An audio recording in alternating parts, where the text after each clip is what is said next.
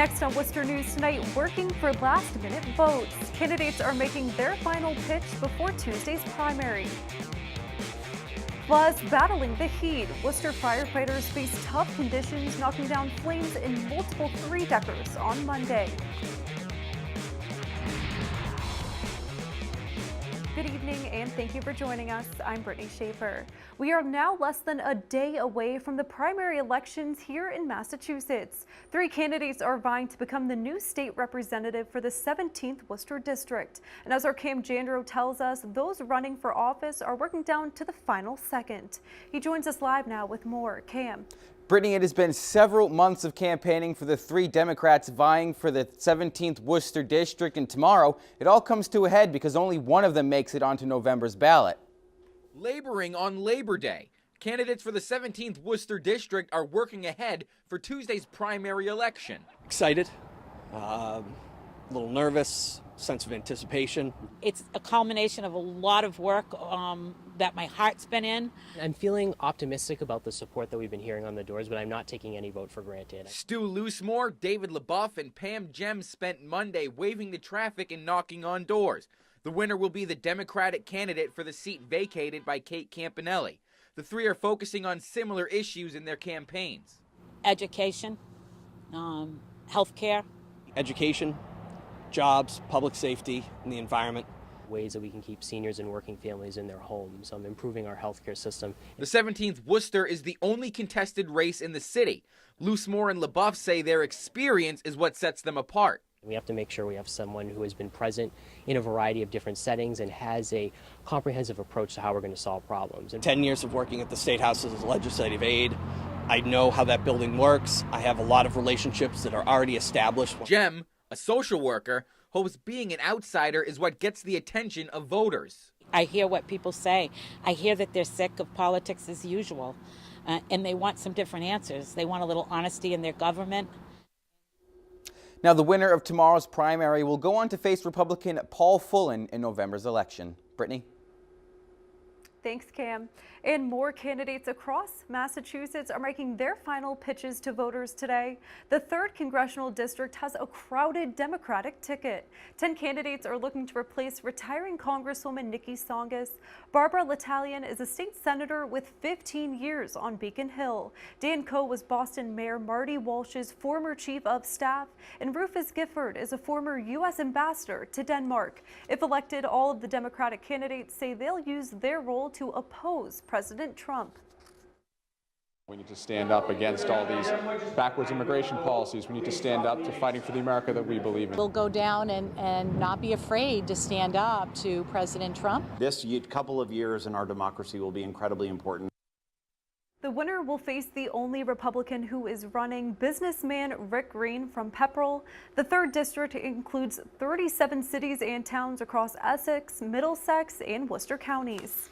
Despite today's warm temperatures, hundreds came out for the Marlborough's 67th annual Labor Day Parade.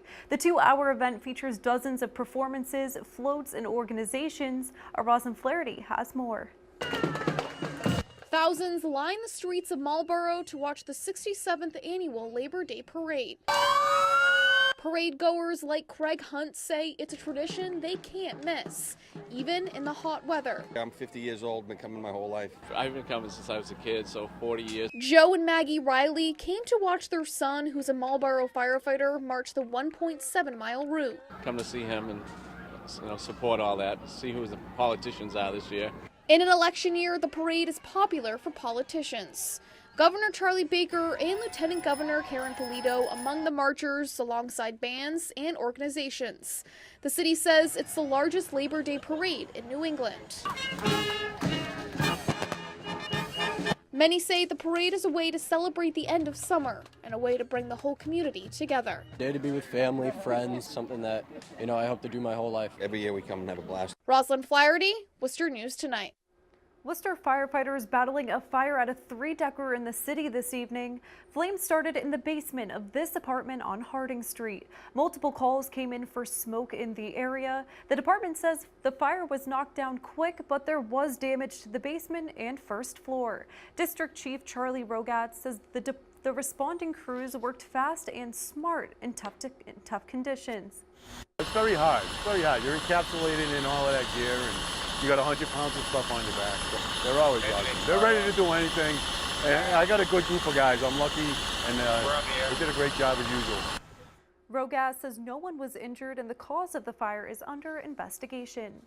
Earlier, a fire at a three-decker in Worcester sends 2 firefighters to the hospital. Today's extreme heat making conditions even more difficult for first responders.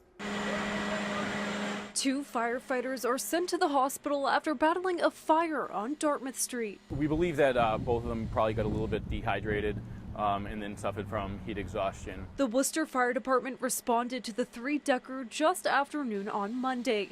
They say the fire started in the attic and then spread to the second floor. Deputy Chief Martin Dyer says while they were able to control the flames quickly, the high temperatures made their job more difficult. If you can imagine maybe just like mowing your lawn in shorts and a t-shirt, on a day like today, it's very hot and uncomfortable.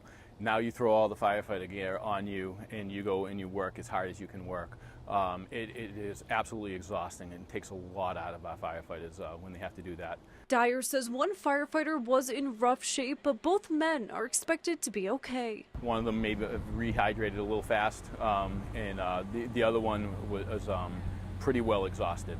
We try as hard as we can to limit the work cycles of the firefighters, but there's just only so much control we have on this, so it is unfortunately kind of common.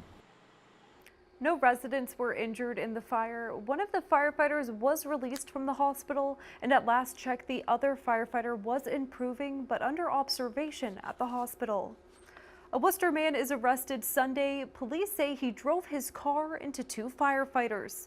The call originally went out as a man passed out behind the wheel, but when firefighters approached 29-year-old Christopher Nader, police say he woke up and drove directly at them. The 2 firefighters jumped out of the way, but one was hit by the side of the car. Out of the way, so they were in fear for their lives. Would have been struck had they not jumped out of the way. One of them actually was hit in the side. Luckily not badly injured though. Luckily the police caught up with the guy shortly afterward. He'd gone around the street, parked his car. The firefighter was treated and released from the hospital. Nader is expected to appear in Worcester District Court on Tuesday. A teen rescued from the water in Milford on Sunday has died. The 17-year-old was pulled from the water by people riding by on a pontoon boat at North Pond. He was airlifted to UMass Memorial Medical Center in Worcester, where he died. His identity has not yet been released. Students at the Proctor Elementary School in Northborough are getting an extended summer vacation due to the mold found in the school. Plastic coverings could be seen on the school's windows Monday. In a statement, the superintendent says the school had random but pervasive mold throughout the building. More than 20 adults are working throughout the school cleaning surfaces and cannot be efficiently done with children in the school. Mold was also found at the Melican School in Northborough, but it remains open because it wasn't as bad. It's unclear when the Proctor School will reopen.